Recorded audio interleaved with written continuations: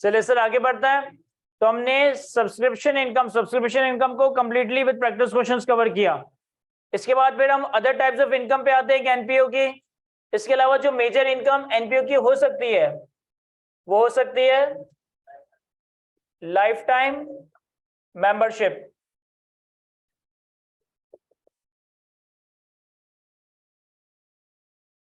For example कि किसी non profit organisation का स्ट्रक्चर इस तरह से है कि उसके मेंबर्स को क्लब का या एनपीओ का पार्ट बनने के लिए सिर्फ one time permanent membership fee पे करनी पड़ती है, और वो मेंबरशिप फी के अगेंस्ट हमेशा के लिए उस क्लब का या उस एनपीओ का मेंबर बन जाता है।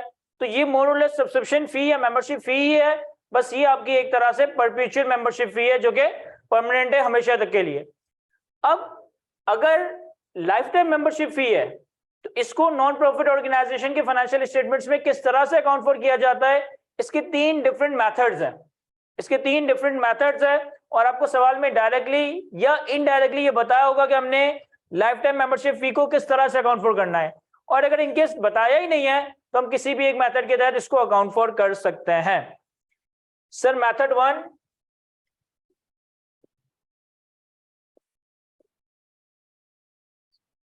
is directly as income। एक तरीका तो यह है कि जो आपने membership fee life time membership fee receive की, इसको जिस वक्त आपने रिसीव किया वैसे ही आप इनकम में रिकॉर्ड करते हैं।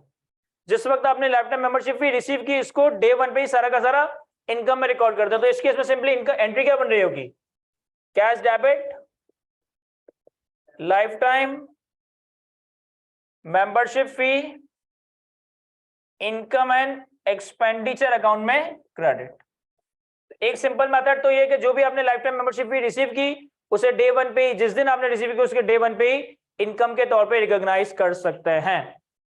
सर सेकंड मेथड है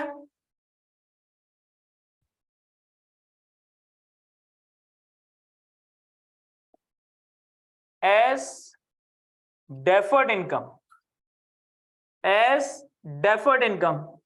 सर डेफर्ड इनकम के केस में क्या हो रहा होगा कि आपने किसी मेंबर से या किसी भी स्पॉन्सर से जो life time membership fee receive किए उसे अब डे 1 पे इनकम का पार्ट नहीं बनाओगे, बल्कि डे 1 पे एक तरह से एडवांस मेंबरशिप फी या अर्नड मेंबरशिप फी रिसीव करोगे। फिर अब कोई ना कोई एक रीजनेबल एस्टिमेट क्रिएट करोगे कि यार ये मेंबर कितने सालों तक क्लब के साथ एसोसिएट रहेगा या कितने सालों तक क्लब के साथ एक्टिविटीज और सर्विसेज परफॉर्म कर रहा होगा। फॉर एग्जाम्पल कि बहुत सारी लाइब्रेरीज में जनरली ये होता है कि लाइब्रेरीज का मेंबर बनने के लिए आपको लाइफ टाइम मेंबरशिप फी पे करनी पड़ती है। तो अब एक लाइब्रेरी है जिसमें लोग आते हैं, मेंबरशिप लेते हैं और लाइफ टाइम मेंबरशिप फी पे करते हैं। तो लाइब्रेरी को अकाउंटिंग करने के लिए कोई ना कोई एक एस्टिमेट क्रिएट करना पड़ेगा कि यार अगर हमारे पास एक स्टूडेंट या कोई भी पर्सन लाइब्रेरी की मेंबरशिप लेता है तो वो ऑन एन एवरेज कितने सालों तक लाइब्रेरी को यूज करता है। फॉर एग्जाम्पल ये 3 साल हो सकता है, 5 साल हो सकता है, सीए का स्टूडेंट है तो 10 साल हो सकता है। तो डिपेंडिंग अपॉन के estimate, depending upon the judgements, हम इस अनअर्न्ड मेंबरशिप फी को ओवर द पीरियड इनकम का पार्ट बना रहे होंगे। यानी डे 1 पे जिस दिन मैंने मेंबरशिप फी रिसीव की, कैश डेबिट अनअर्न्ड या deferred membership fee credit, cash debit unearned या डेफर्ड मेंबरशिप फी क्रेडिट। और जैसे जैसे ओवर द पीरियड हम इसे इनकम का पार्ट बनाते जाएंगे वैसे वैसे अनअर्न्ड या डेफर्ड मेंबरशिप फी डेबिट और membership fee income and expenditure account में क्रेडिट। और तीसरा तरीका यह है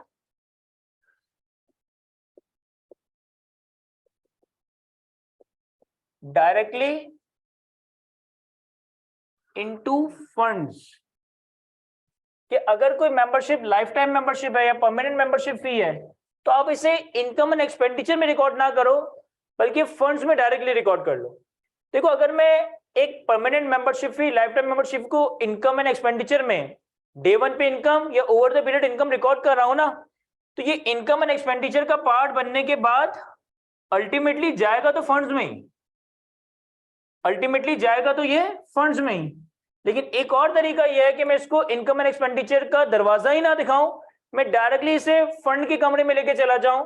तो इस केस में हम एंट्री क्या बना रहे होंगे, कैश डेबिट फंड्स क्रेडिट कर रहे होंगे, कैश डेबिट फंड्स क्रेडिट कर रहे होंगे। अब ये फंड हमारा जनरल फंड हो सकता है, स्पेसिफिक फंड हो सकता है, मोस्ट लाइकली कि हमारा जनरल फंड है। तो सेकंड टाइप ऑफ इनकम हमारी कोई लाइफ टाइम या परमानेंट मेंबरशिप फी हो सकती है। इसको अकाउंट फॉर करने के लिए तीन तरह के डिफरेंट मेथड्स हैं। आपको कोई भी एक मेथड इस्तेमाल करने के हवाले से इस सवाल में डायरेक्टली या इनडायरेक्टली गिवन होगा, ना गिवन हो तो हम कोई भी अजम्पशन लेके कोई भी एक मेथड फॉलो कर सकते हैं। तो ये दो मेजर सोर्स ऑफ इनकम थी, एक नॉन प्रॉफिट ऑर्गेनाइजेशन की, एक पीरियोडिक सब्सक्रिप्शन फी, एक परपेचुअल या लाइफ टाइम सब्सक्रिप्शन फी। तीसरी मेजर इनकम हो सकती है डोनेशन। तीसरी मेजर सोर्स ऑफ इनकम हो सकती है एनपीओ की डोनेशन। अच्छा, अब एनपीओ को डोनेशन जो है ना मल्टीपल एवेन्यू से आ रही होती है। फॉर एग्जांपल, अगर किसी एनपीओ के मेंबर्स हैं तो मेंबर्स भी डोनेशन दे रहे होते हैं। For example, other than members भी एनपीओ को डोनेशन दे रहे होते हैं, और एट टाइम्स गवर्नमेंट या और नॉन प्रॉफिट ऑर्गेनाइजेशन की तरफ से डोनेशंस दी जा रही होती है। फॉर एग्जांपल, जैसे वर्ल्ड हेल्थ ऑर्गेनाइजेशन है, ये एक इंटरनेशनल एनपीओ है। वर्ल्ड हेल्थ ऑर्गेनाइजेशन है, ये एक इंटरनेशनल एनपीओ है। अब उन्होंने देखा कि पाकिस्तान में जो है हेल्थ वगैरह के इश्यूज है, लेकिन पाकिस्तान में हम हेल्थ एक्टिविटीज में डायरेक्टली जाके एंगेज नहीं हो सकते, डायरेक्टली हेल्थ सर्विसेज प्रोवाइड नहीं कर सकते। तो इस इंटरनेशनल वर्ल्ड हेल्थ ऑर्गेनाइजेशन ने पाकिस्तान की जो लोकल एनपीओज है उनको डोनेशन आगे कैरी फॉरवर्ड कर दी। तो डोनेशन हमें अपने मेंबर से भी मिल सकती है, नॉन मेंबर से भी मिल सकती है, गवर्नमेंट की तरफ से भी मिल सकती है, या किसी और नॉन प्रॉफिट ऑर्गेनाइजेशन की तरफ से मिल सकती है। डोनेशन को किस तरह से अकाउंट फॉर करना है, ये डिपेंड करता है कि डोनेशन किस पर्पज से और किस नाम से दी जा रही है। डोनेशन किस पर्पज से या किस नाम से दी जा रही है। देखें, एक तो डोनेशन होती है जनरल डोनेशन, एक तो डोनेशन होती है जनरल डोनेशन, यानी कि नॉन स्पेसिफिक, कोई पर्पज स्पेसिफाइड नहीं है। फॉर एग्जाम्पल, कि आज की तारीख में आप किसी नॉन प्रॉफिट ऑर्गेनाइजेशन को डोनेशन देने जाओ तो बहुत सारी इदारे तो है वो आपसे पूछते हैं, फॉर एग्जाम्पल कि अगर आप चीपा को कोई डोनेशन दो बाय कैश या बाय बैंक ट्रांसफर, तो वो आपसे अपने फॉर्म पे या वर्बली आपसे एक्नॉलेजमेंट लेते हैं कि भाई ये लोगों को खाना खिलाने के लिए है, या उनकी हॉस्पिटलाइजेशन के लिए है, या उनकी एजुकेशन के लिए है, या फॉर एग्जाम्पल हम जो है लोगों की जो लड़कियों की शादी वगैरह में सपोर्ट करने के लिए भी पैसे ले रहे होते हैं, तो वो आपसे पर्पस पूछ रहे होते हैं।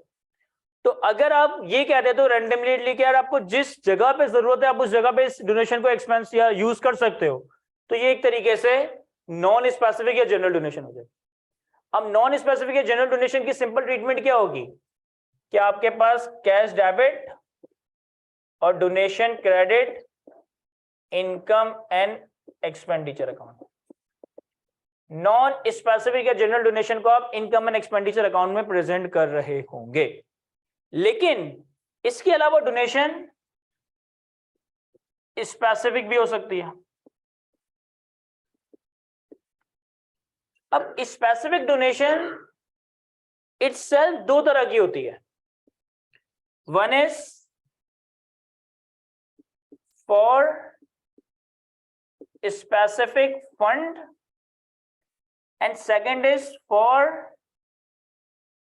specific expense। देखें, डोनेशन किसी स्पेसिफिक फंड के लिए दी जा रही है या डोनेशन किसी स्पेसिफिक एक्सपेंस के लिए दी जा रही है, दोनों ही स्पेसिफिक डोनेशन होंगे। इन दोनों के दरमियान बड़ी थिन लाइन है, समझने की कोशिश कीजिएगा। फॉर एग्जाम्पल, सिटीजन फाउंडेशन है। अब सिटीजन फाउंडेशंस पूरे पाकिस्तान में एजुकेशन को इंप्रूव करने के लिए एजुकेशन फील्ड में फलाई जो है ना चैरिटेबल काम वगैरह कर रही है। इन्होंने एक फंड बनाया हुआ है फॉर एग्जांपल लाइब्रेरी के नाम से। अब ये फंड एक परपेचुअल फंड है, एक लॉन्ग टर्म फंड है कि भाई जब भी इनको पाकिस्तान में किसी स्कूल में या किसी जगह पे लाइब्रेरी कंस्ट्रक्ट करनी होगी तो इस फंड में जो पैसे रखे होंगे उससे लाइब्रेरी फॉर्म हो रही होगी। अब अगर कोई बंदा उस लाइब्रेरी के फंड में कंट्रीब्यूशन या डोनेशन देता है ना, तो ये स्पेसिफिक डोनेशन है और ये डोनेशन उठकर स्पेसिफिक फंड में जा रही होगी। लेकिन इसी के अगेंस्ट मैं फील करता हूं कि यार मेरे एरिया में नॉर्थ नाजिमाबाद में एज सच कोई इतनी अच्छी लाइब्रेरी अवेलेबल नहीं है, तो मैं टीसीएफ से कांटेक्ट करता हूं और मैं टीसीएफ को फंड्स देता हूं स्पेसिफिकली नॉर्थ नाजिमाबाद में लाइब्रेरी कंस्ट्रक्ट करने के लिए। तो अब ये भी स्पेसिफिक डोनेशन है, लेकिन ये किसी स्पेसिफिक फंड में नहीं जा रही होगी, ये एक स्पेसिफिक एक्सपेंस के लिए डोनेशन दी गई। तो जनरली उसको समझ कैसे सकता है कि ये जो है ना, इसका जो पर्पस है वो परपीचुअल या लॉन्ग टर्म होगा, और इसका जो पर्पस है वो कोई स्पेसिफिक या शॉर्ट टर्म पर्पस होगा। फॉर एग्जाम्पल, क्या आपको याद होगा 3-4 साल पहले चीफ जस्टिस ऑफ पाकिस्तान ने डैम की कंस्ट्रक्शन के लिए फंड बनाया था, वो दैमर पाशा फंड के नाम से। अब आपने उसमें कंट्रीब्यूशन किया, तो मुझे बताएं वो फॉर स्पेसिफिक फंड है या फॉर स्पेसिफिक एक्सपेंस है? वो स्पेसिफिक फंड है या फॉर स्पेसिफिक एक्सपेंस है? सर वो स्पेसिफिक एक्सपेंस है, क्योंकि वो डोनेशन कलेक्ट की जा रही थी only for the construction of that specific dam, जो दैमर पाशा और मोहम्मद डैम था। लेकिन अगर चीफ जस्टिस ऑफ पाकिस्तान ने डैम की कंस्ट्रक्शन के लिए फंड बनाया होता कि भाई पूरे पाकिस्तान से या दुनिया भर से लोग इस फंड में कंट्रीब्यूट करेंगे, इस फंड में जो भी पैसे वो डैम की कंस्ट्रक्शन के लिए इस्तेमाल हो रहे होंगे, अब वो डैम आपको लियारी नदी पे बनाना है या गिलगित नदी पे बनाना है या किसी भी नाले पे बनाना है, तो अब ये हमने डैम की कंस्ट्रक्शन के लिए एक फंड बना दिया, ये एक परपीचुअल फंड हो गया। मोहम्मद डैम की कंस्ट्रक्शन के लिए जो फंड बनाया वो सिर्फ मोहम्मद डैम की कंस्ट्रक्शन के लिए है। उस फंड में जो भी पैसा होगा उससे वो स्पेसिफिक डैम क्रिएट किया जाएगा, वंस वो स्पेसिफिक डैम कंप्लीट हो जाएगा वो फंड आपका क्लोज हो जाएगा। तो अगर कोई फंड ऐसा है जो कि लॉन्ग टर्म नेचर का है, जिससे कोई ऐसा पर्पस अचीव किया जा रहा है जो कि रिकरिंग नेचर का है, तो ये डोनेशन फॉर स्पेसिफिक फंड है। और अगर डोनेशन किसी स्पेसिफिक फंड में तो जा रही है लेकिन किसी स्पेसिफिक पर्पस के लिए जा रही है, वंस वो पर्पस मीट होगा तो ये फंड अब क्लोज हो जाएगा, तो फिर ये डोनेशन फॉर स्पेसिफिक एक्सपेंस कहलाया जा रहा होगा। अगर कोई डोनेशन स्पेसिफिक नेचर की है तो ये आपके इनकम एंड एक्सपेंडिचर में नहीं जाएगी, ये आपके इनकम एंड एक्सपेंडिचर में नहीं जाएगी। इस केस में क्या होगा कि जिस वक्त डोनेशन रिसीव हुई, कैश डेबिट, वो स्पेसिफिक फंड क्रेडिट हो जाएगा। अब ये लाइब्रेरी की कंस्ट्रक्शन हो सकती है, डैम की कंस्ट्रक्शन हो सकती है, या फॉर एग्जांपल के फ्लड में लोगों की रिहेबिलिटेशन या हेल्थ एक्टिविटी से रिलेटेड कोई फंड हो सकता है। और जैसे जैसे इस फंड से खर्चा किया जाएगा उस स्पेसिफिक पर्पस के लिए, वैसे वैसे स्पेसिफिक फंड डेबिट हो रहा होगा, कैश क्रेडिट हो रहा होगा। इस स्पेसिफिक पर्पस कोई भी हो सकता है, किसी लाइब्रेरी को फॉर्म करने के लिए, किसी स्पोर्ट को प्रमोट करने के लिए, उसके लिए कोई स्टेडियम में ग्राउंड क्रिएट करने के लिए, लोगों की रिहेबिलिटेशन के लिए, लोगों की हेल्थ के लिए, लेकिन कोई स्पेसिफिक पर्पस फंड होगा, या तो परपीचुअल या फिर शॉर्ट टर्म टेम्पररी फंड। अब यहां जो डोनेशन आएगी और जो खर्चा होगा वो इनकम एंड एक्सपेंडिचर में नहीं जाएगा। जो डोनेशन रिसीव हुई, कैश डेबिट, वो स्पेसिफिक फंड क्रेडिट यानी direct statement of financial position में चला जाएगा। और जैसे जैसे उस फंड से खर्चा होगा, specific fund debit, cash credit हो रहा होगा। क्या ये समझ आता है हमें? सर जब तक खर्चा नहीं होगा तो वो लायबिलिटी होगी। सर जब तक खर्चा नहीं होगा तो वो लायबिलिटी तो नहीं होगी, लेकिन वो क्रेडिट साइड पे शो हो रहा होगा। देखिए, एक नॉन प्रॉफिट ऑर्गेनाइजेशन की फाइनेंशियल स्टेटमेंट्स में एसेट, लायबिलिटी और इक्विटी नहीं आ रहा होता, फंड आ रहा होता है। तो फंड भी एक ऑब्लिगेशन है कि भाई पैसा कलेक्ट कर लिया, अभी लोगों की फलाह बहबूद पे खर्चा करना है। तो मैं कह सकता हूं कि ये लायबिलिटी है, लेकिन इटसेल्फ कोई लायबिलिटी नहीं है कि जिसका कोई ना कोई स्पेसिफिक टाइम पीरियड है, इसको पे करना ही करना है, लेकिन आएगा ये आपकी बैलेंस शीट पे क्रेडिट साइड। तो ये हमारी 3 मेजर सोर्स ऑफ इनकम है। One is periodic subscription, second one is permanent या life time membership subscription, and third is donation. ये मेजर सोर्स ऑफ इनकम किसी भी एनपीओ में फॉर्म कर रहा होता है। लेकिन इसके अलावा और भी इनकम्स आपको एनपीओ में देखने को मिल सकती है। फॉर एग्जांपल,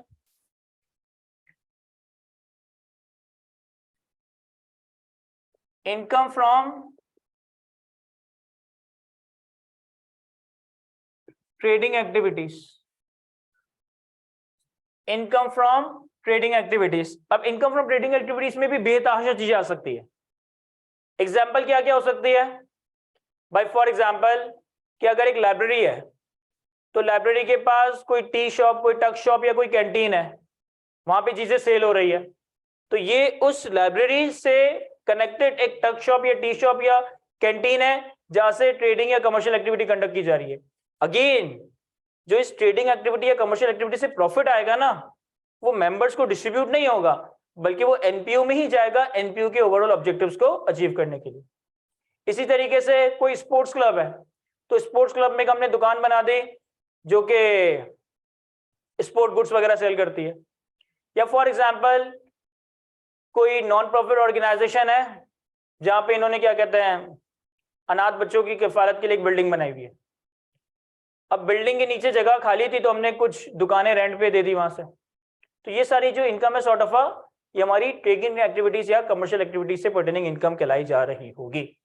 अब इसको हम प्रेजेंट किस तरह से करेंगे, इसके लिए हम एक बनाएंगे ट्रेडिंग अकाउंट। ये ट्रेडिंग अकाउंट जो मैं बना रहा हूं, this is not part of income and expenditure account. ये इनकम एंड एक्सपेंडिचर अकाउंट के फेस पे सारी चीजें आपको नजर नहीं आएगी, ये चीज आपकी सेपरेट नोट में या वर्किंग में आ रही होगी।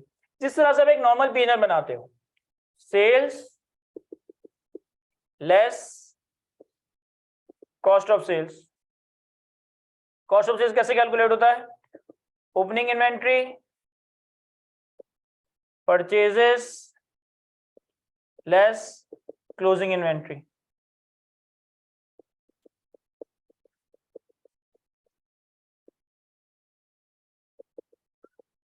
तो हमारे पास sort of a gross profit आ जाएगा।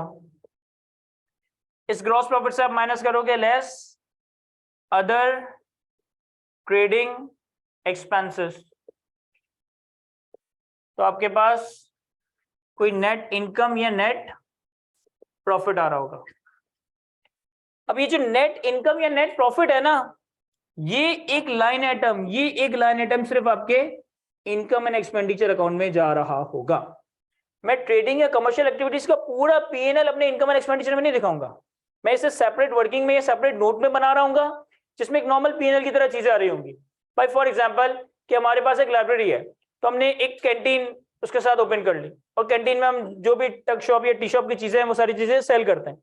तो जो भी सेल है, जो भी उससे कॉस्ट ऑफ सेल्स है, वहां हमने कोई बंदा रखा हुआ है या उसका छोटा मोटा खर्चा होता है इलेक्ट्रिसिटी गैस वगैरह का, वो अदर एक्सपेंसेस, जो नेट प्रॉफिट आएगा ना ट्रेडिंग एक्टिविटी से, ये नेट प्रॉफिट उठकर आपके इनकम एंड एक्सपेंडिचर अकाउंट में मूव हो रहा होगा। क्या ये बात समझ आती है?